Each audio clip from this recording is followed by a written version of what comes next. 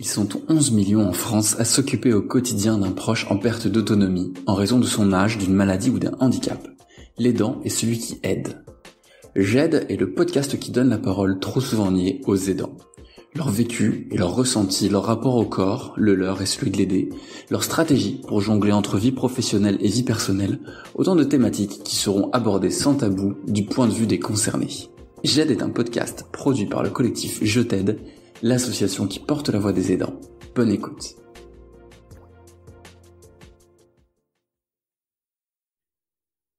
Céline Martinez est aidante de son fils William, atteint du syndrome de Prader-Willi.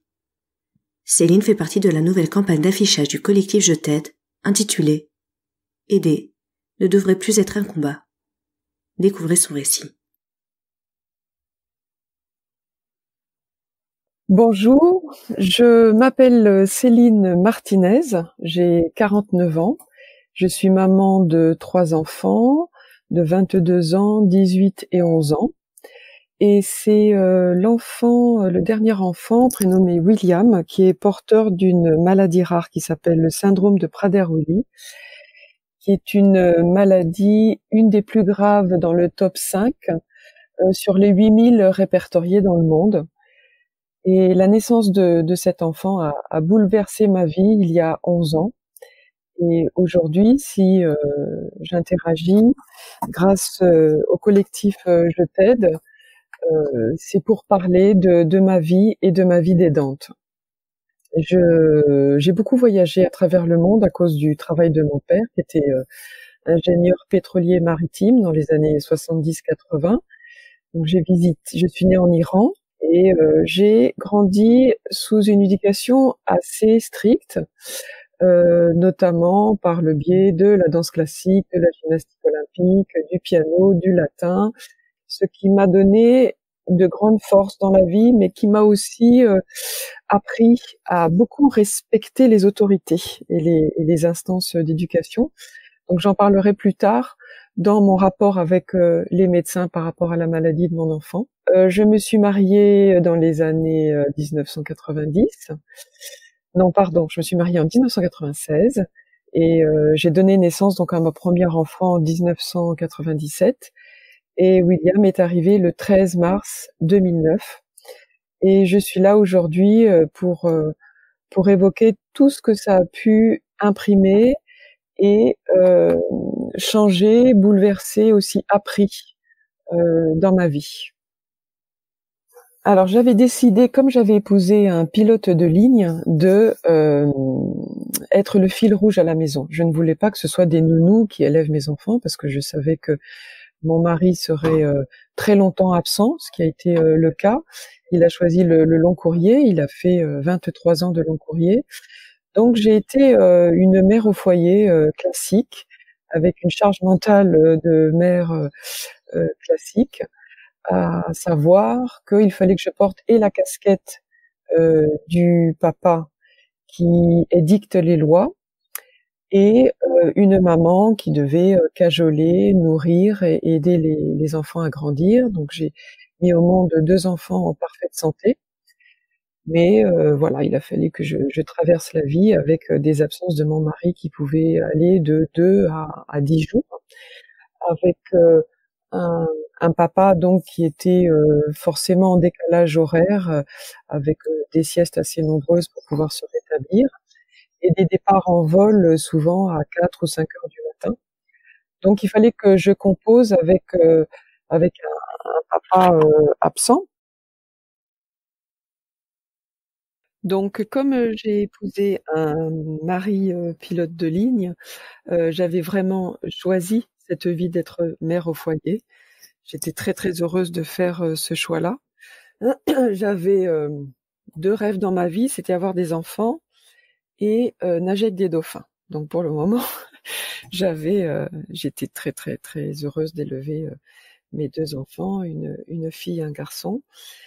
Mais j'avais été aussi très passionnée par mes études de psychologie à l'université de la Sorbonne à Paris, où j'ai fait des études où j'ai obtenu un master en psychopathologie de l'enfant et de l'adolescent, en ayant un regard un peu plus précis sur les enfants qui ne pouvaient pas s'exprimer, ou par accident, ou par handicap, ou par mal-être majeur. Donc, j'ai toujours gardé dans ma tête l'idée que quand les enfants seraient plus autonomes, je me remettrais au travail. Donc mon style et mon rythme de vie étaient très très enjoués. J'étais une maman qui fabriquait sa vie de maman à temps plein, en essayant d'être la meilleure maman possible. Comme dit Freud, on peut pas être parfaite, mais on essaye de l'être suffisamment bien. Donc j'attendais à 16h20 les enfants à pieds joints avec le petit pain au chocolat dans le sachet, et je surveillais leurs devoirs. Je faisais en sorte qu'ils soient aérés, qu'ils fassent du sport, qu'on s'amuse, qu'on invite des copains, enfin qu'on traverse la vie avec le plus de joie possible, surtout avec l'éducation que j'avais reçue d'avoir été expatriée.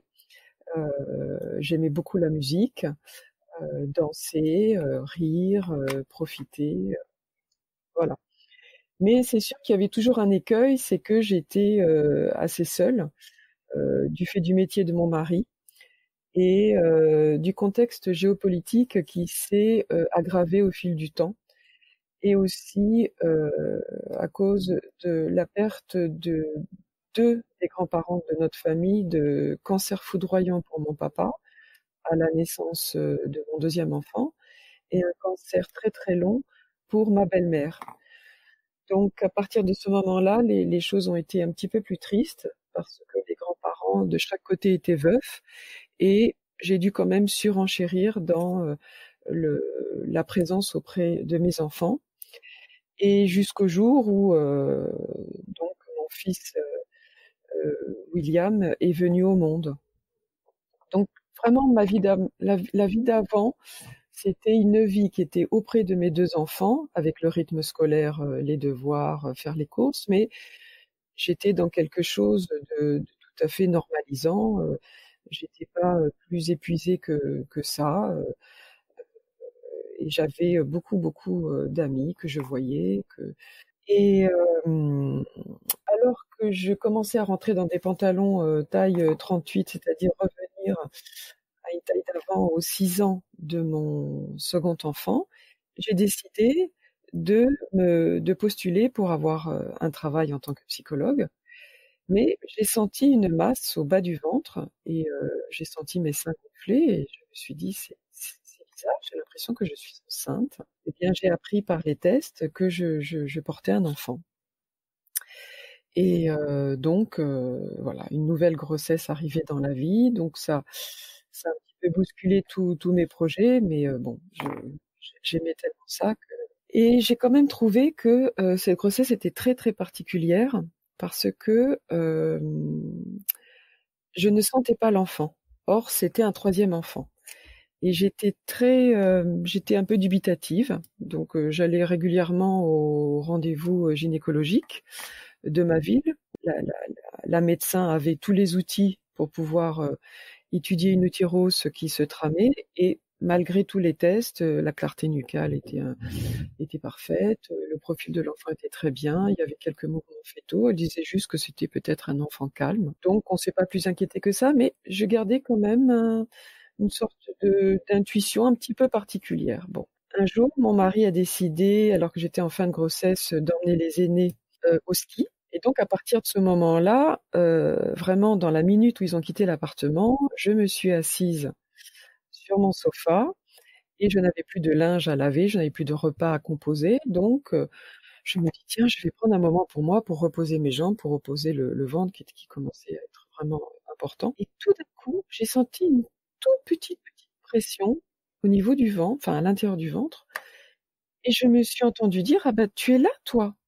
Il avait fallu un immense calme, et vraiment que mon corps soit totalement en repos pour sentir un tout petit mouvement fœtal. Donc ça m'a quand même un petit peu rassurée, parce que de façon inconsciente, c'est comme si l'enfant n'était pas là. Enfin, c'est a posteriori que je me dis que j'avais quand même porté un enfant qui m'avait pas donné signe de vie.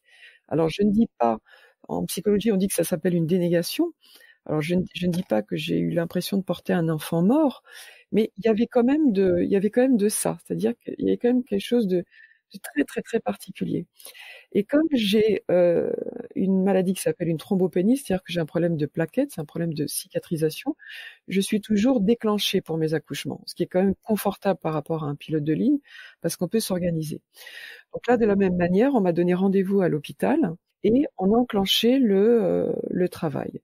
Et pendant que le travail était enclenché, on m'a fait une dernière échographie pour savoir comment l'enfant était placé dans le ventre. Et on était tous devant l'écran, obstétricien, papa, maman, sage-femme, etc. Et l'échographe avait beau un petit peu secouer son outil sur mon ventre, l'enfant ne bougeait pas. Donc là, de nouveau, les personnes étaient un peu déconcertées, mais bon, comme tous les flux étaient corrects, étaient cohérents, ils ont continué à me mettre en travail pour l'accouchement. Je suis montée en salle de préparation et pendant que le médecin me parlait, il se rend compte que l'enfant a un dérèglement cardiaque. Et tout d'un coup, il me dit, Madame, on peut pas vous faire accoucher par voie basse, il faut faire une césarienne d'urgence. Et là, on me projette la tête en arrière et tout se met à s'accélérer. Et dans le couloir, je dis juste, mais mon enfant va arriver. Et la sage-femme me répond très vite, oui, là, dans quelques minutes, votre enfant sera posé sur votre ventre à côté de vous, vous pourrez le voir, etc. Et je rentre en salle de travail. On me redonne un petit coup de péridurale parce que je sentais plus encore mes jambes. Et on me pose le champ opératoire très très vite. Et une personne me chuchote à l'oreille que l'enfant va arriver. Et puis tout d'un coup, on n'entend plus rien du tout. Je n'ai plus personne à côté de moi. Je n'entends plus rien. Et tout ce que je ressens, c'est que je n'ai plus de poids sur le ventre. Et là, on ne m'explique rien. Donc je suis allongée, j'entends juste des bruits comme de couteau ou de vaisselle. Et là revient une personne, je ne sais toujours pas qui c'est, qui m'explique que il y a eu un souci, que l'enfant a été pris en charge, et on me dit on va vous mettre en salle de réveil. Et de nouveau, je suis brancardisée vers une autre salle et je vois un infirmier en train d'annoter des choses sur un cahier, mais on ne m'explique pas plus en avant ce qui se passe et je n'ose pas poser des questions. Et en fait, là, se connectent les pressentiments que j'avais pendant la grossesse et la situation réelle, c'est-à-dire moi allongée un peu dans le vague, un peu dans le coltard. Tout d'un coup, la pédiatre rentre et me pose gravement les mains sur mon brancard en me disant il y a un problème, mais ne vous inquiétez pas, on s'occupe de votre enfant. Et là, de nouveau, je ne pose pas de questions.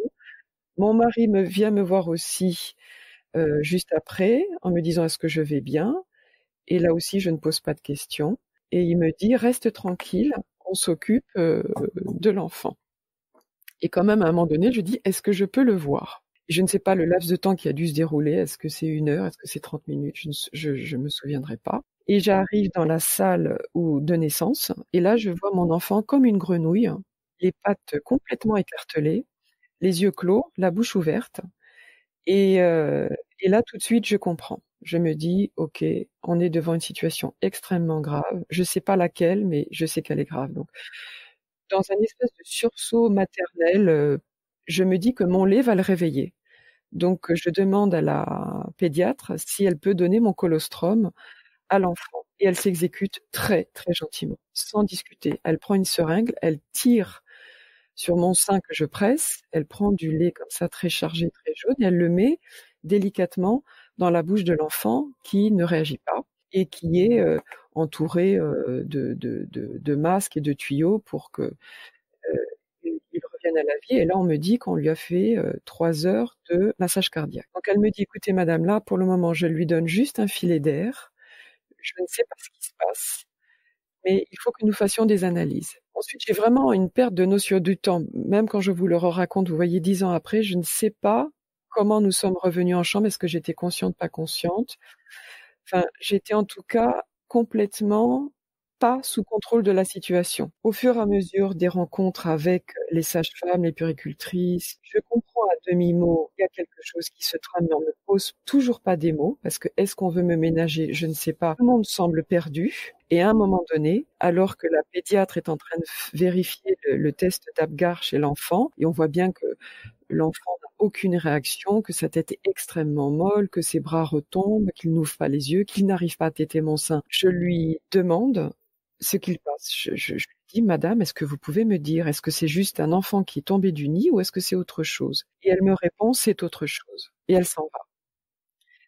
Donc je suis toujours dans cette interrogation qui est extrêmement angoissante. Et je suis seule à porter le drame, j'ai envie de dire, parce que je suis la seule dépositaire de ces entrées, de ces sorties de médecins ou d'infirmières qui s'occupent de mon enfant, mais comme d'une plante, si vous voulez. Et moi, je vois bien le carnage, c'est que je suis vite, je demande à ce que je puisse tirer mon lait avec une machine, et je leur dis de mettre ce lait dans le biberon pour qu'on essaye d'une manière ou d'une autre d'alimenter l'enfant. Et très vite, il est alimenté par sonde. Donc, mon enfant ne peut pas survivre dans l'état actuel des choses parce que l'hôpital n'a pas les outils nécessaires pour le maintenir en vie par rapport à la sonde alimentaire qui est assez rudimentaire.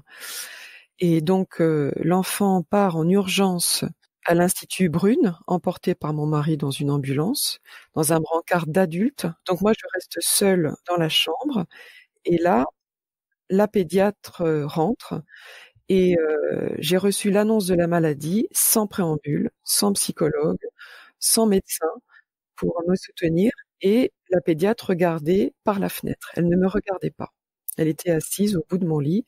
Et là, elle me dit, Madame, votre enfant est peut-être atteint du syndrome de Prader-Willi. J'ai appelé le généticien de l'Institut Brune et il m'a demandé si votre fils avait les yeux en amande, les oreilles placées basses et la bouche en chapeau de gendarme. Et comme c'est le cas, nous suspectons qu'il est atteint du syndrome de Prader-Willi. Et elle s'est levée, elle m'a dit au revoir, elle est partie. Moi, j'ai tout de suite pris mon téléphone, j'ai tapé dans le moteur de recherche syndrome de Prader-Willi et heureusement, je suis tombée sur le site américain où on voyait des enfants assis, souriants, dans des grands poufs.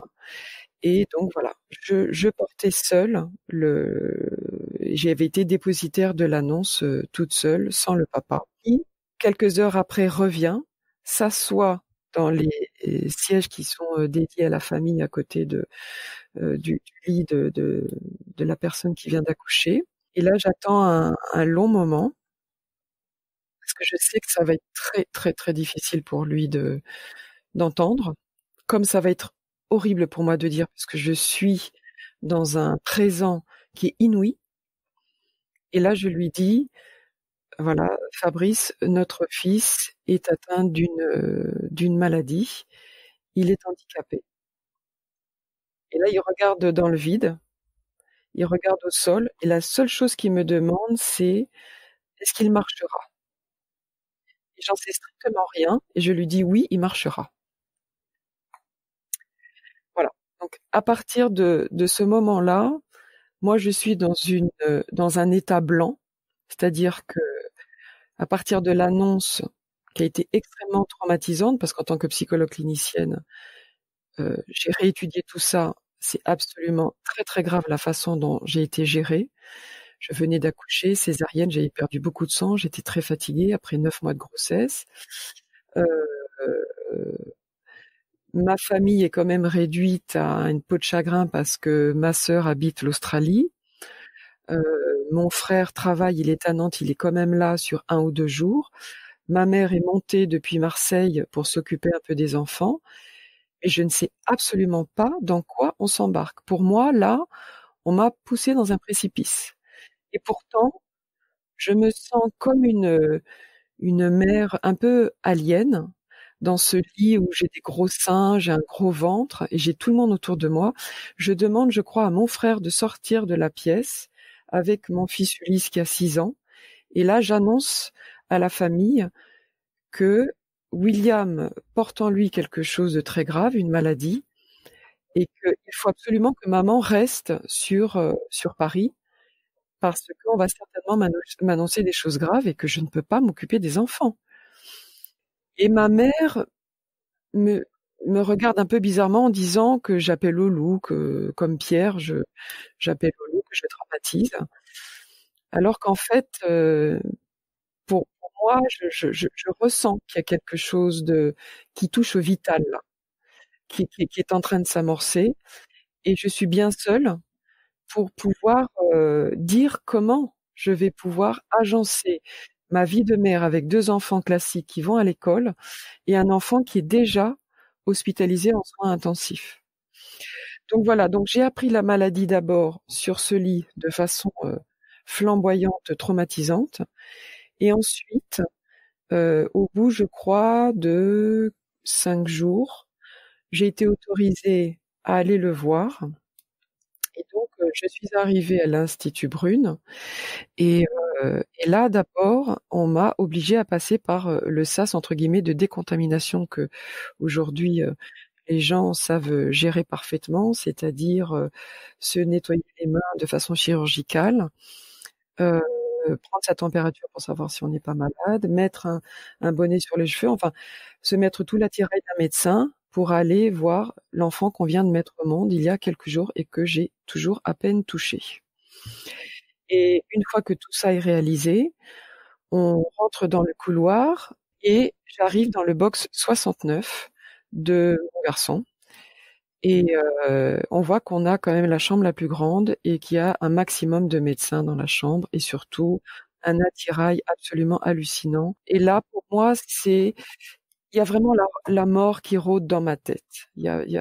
Là, je me dis, on est en situation de combat extrêmement grave et moi, je ne vais pas bien du tout parce que je suis contre l'acharnement. Et là, tout s'est fait indépendamment de moi. L'enfant est sorti, on me l'a enlevé, on lui a mis des tuyaux, on l'a emporté. Enfin, je me demande d'ailleurs si c'est mon enfant. Et d'ailleurs, vous remarquerez que je ne prononce pas son prénom depuis le début de votre écoute, parce que c'est ce qui s'est passé dans les premiers mois de vie de mon enfant.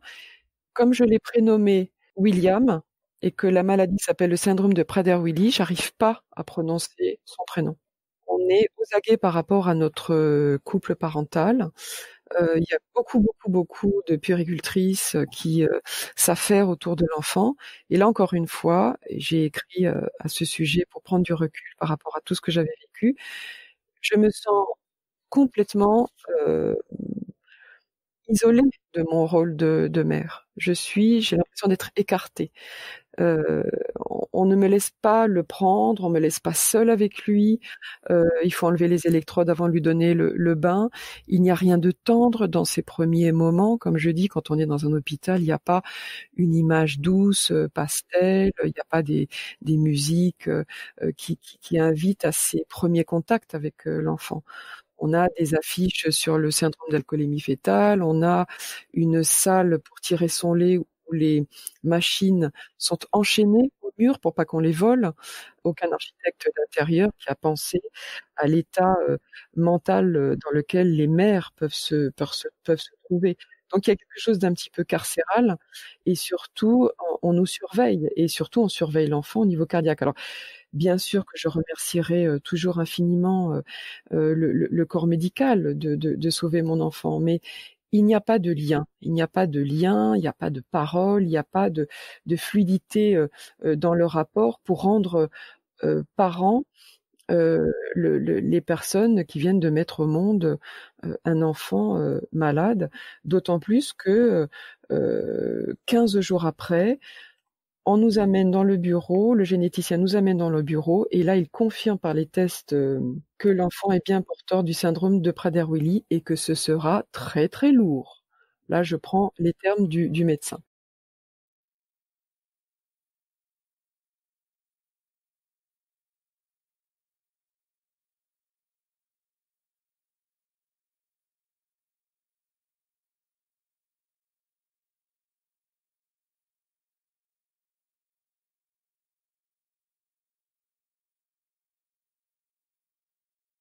Alors, ce qui est très particulier dans la vie d'aidant ou d'aidante, c'est que au départ, quand on ne réalise pas parce qu'on ne se voit pas, parce que on est quand même dans une intimité de soins qui fait que la vie sociale est court-circuitée, la vie à l'extérieur est court-circuitée pour tout plein de raisons, parce qu'il y a trop de bruit, parce que c'est compliqué de descendre la chaise roulante, parce que l'enfant a des troubles du comportement. Eh bien, au bout d'un moment, on va se confiner, comme disait une amie, se confiner dans la maladie, et on va arriver à ce qu'on appelle, enfin ce que j'appelle moi, un duo qui est aliénant. C'est-à-dire que tout se passe très bien quand on est dans la bulle aidant-aidé.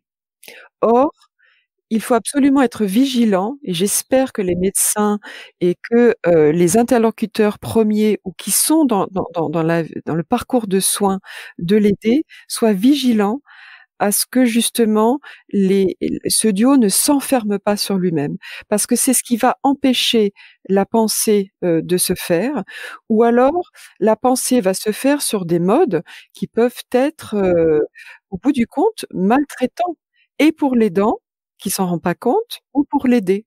Il y a des aidés qui peuvent devenir très, on va dire sataniques, enfin hem, très demandeurs, pour toujours avoir quelqu'un auprès de soi. Et l'aidant, par épuisement, il va décréter certaines choses qui vont aller à l'encontre de la liberté ou la dignité de l'aider. Donc il faut faire vraiment très, très attention à cette notion d'aidant dans toute sa pluralité, et surtout, j'ai envie de dire, dans sa température.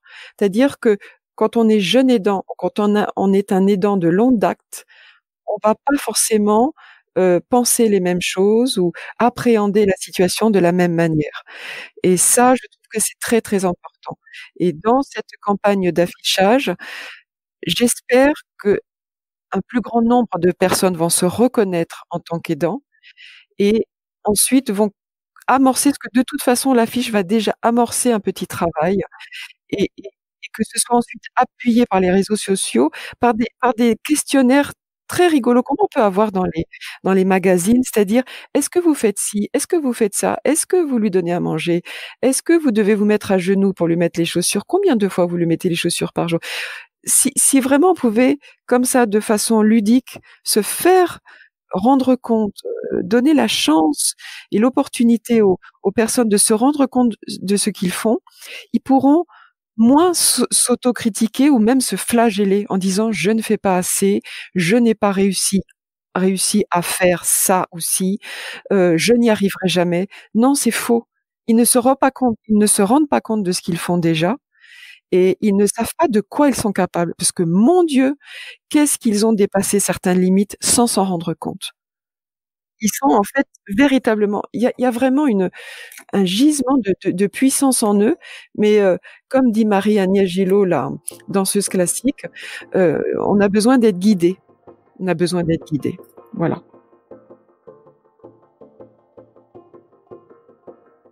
C'était le récit de Céline Martinez. JAID est un podcast produit par le collectif Je t'aide, l'association qui porte la voix des aidants. Vous pouvez soutenir JAID en nous ajoutant 5 étoiles sur les plateformes de streaming. N'hésitez pas également à nous rejoindre sur les réseaux sociaux et sur notre site internet associationjetaide.org.